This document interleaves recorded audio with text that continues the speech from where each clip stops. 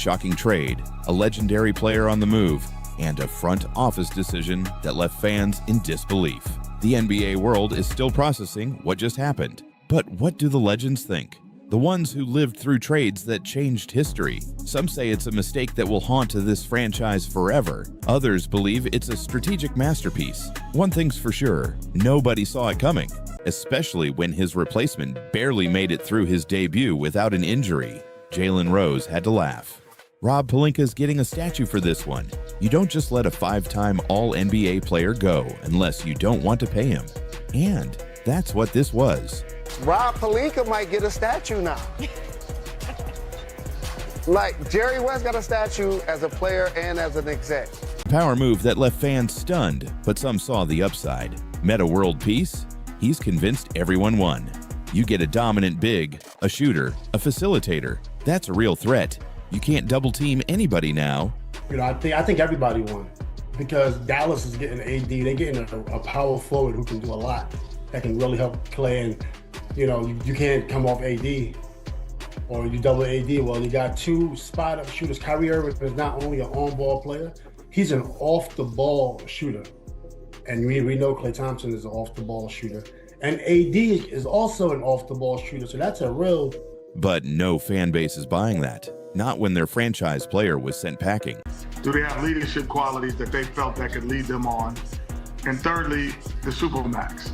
Were you willing to pay it? So if any of those answers were no, that's why this trade happened. And that's the biggest question of all. Why was this trade kept in the shadows? If this player was the next Dirk, if he was the key to championships, then why wasn't he given the respect he deserved?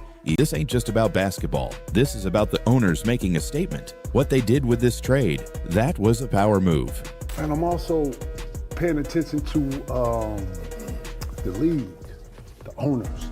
The owners seem like they are actually reestablishing some dominance. You hear what I'm saying to you? Like with the trade with Luka, that vibrated that everybody is expendable. But lost in all of this is the biggest winner of them all. Not the players, not the fans, not the teams. Steven Jackson made it clear. I'm happy for my guys. Kyrie, J. Kidd, Nico. This is their moment. This is their chance. And that's bigger than just one trade. But the debate won't stop. What if he did take things more seriously? What if he was in perfect shape? Would he be even better? Some say he could have averaged 35 a game. But Shaq had a response for that too.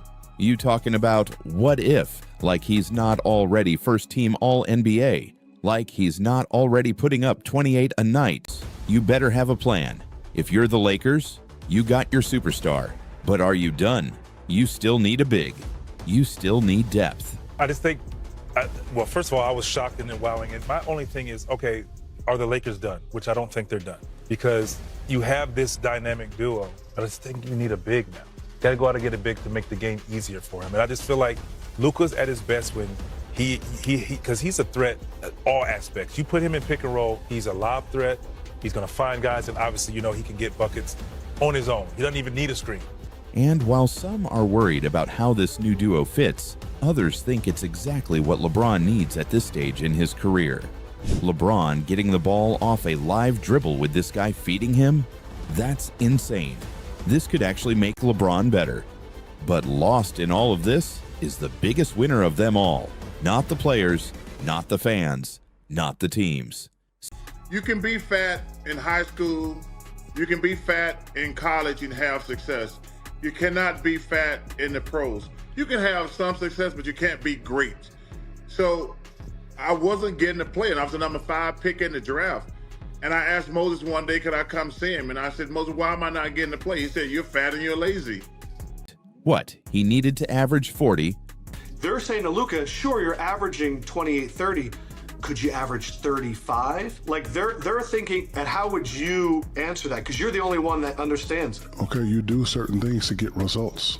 He's averaging 28. Is he first team All-NBA or not? Yep. So he would have averaged 35. He still would have been first team NBA. So that makes your complaint null and void. Charles Barkley had a different take. Former MVP had to check his calendar when he heard the news. I thought it was April Fool's Day, he said. I was almost asleep, so when I got a call, I had to check. It was April 1st. I didn't really believe it at first. But it wasn't a joke. And now, this team has to live with the consequences. Moses Malone told me straight up, I was fat and lazy. And he was right. You can get away with it in college, not in the NBA. He totally reshaped my life and my entire career. You know, Greeny, I was having great success in college. You can be fat in high school. You can be fat in college and have success.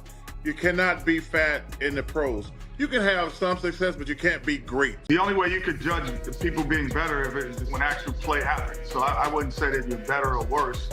You have to the game has to be played. But on paper, you know, he could feel that way. To me, there's only 2 or 3 questions that make sense. Is one, the behavior of individuals of that talent inside of the organization. I was happy for them because I know what that means for Dallas as a basketball player. I'm not an emotional fan.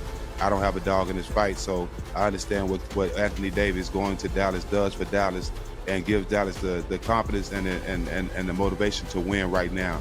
They have a great group of guys, a great group of young guys. Kyrie been playing his ass off without Luka. And to add AD with PJ. Hey, his numbers are on steroids. I can't believe they gave up a 25-year-old player, and ultimately because you didn't want to pay him. The front office insists they made the right call. They say the team will be better. Kenny Smith wasn't convinced. The only way you know is when the games are played. But this move, it's not about talent. It's about leadership. It's about money. And if you're not willing to pay, then this is what happens. YouTube channel called it months ago. The Lakers are always big game hunting for stars. And according to some prominent NBA insiders, Luka is next up. This is a seismic shift in the league. Do the Mavericks follow up a finals berth in 2024 with a disaster season in 2025? But even they didn't predict how it would unfold. A shocking trade, a legendary player on the move, and a front office decision that left fans in disbelief. The NBA world is still processing what just happened. You questioning a guy's work ethic when he's first team All-NBA, that don't make no sense. They said the same thing about me. But show me a player who did more than me coming into camp out of shape. I'll wait. Question somebody's work ethic that's first team All-NBA and averaging 28 points. I don't really understand that. I really don't. He's like they used to do the same thing to me. Oh, he comes into camp out of shape. Of course I did, because what's the criteria? You show me a guy that comes into camp in shape and has done more than me. You can't. I'll wait. Reggie Miller saw right through it too. But are they really contenders? And the biggest question of all, how much did LeBron really know? Some believe he had no idea. Others aren't so sure. We've been around too long to believe he didn't see this coming. So what do you think? Did LeBron orchestrate this? Are the Lakers now the favorites? Or is there still another move coming?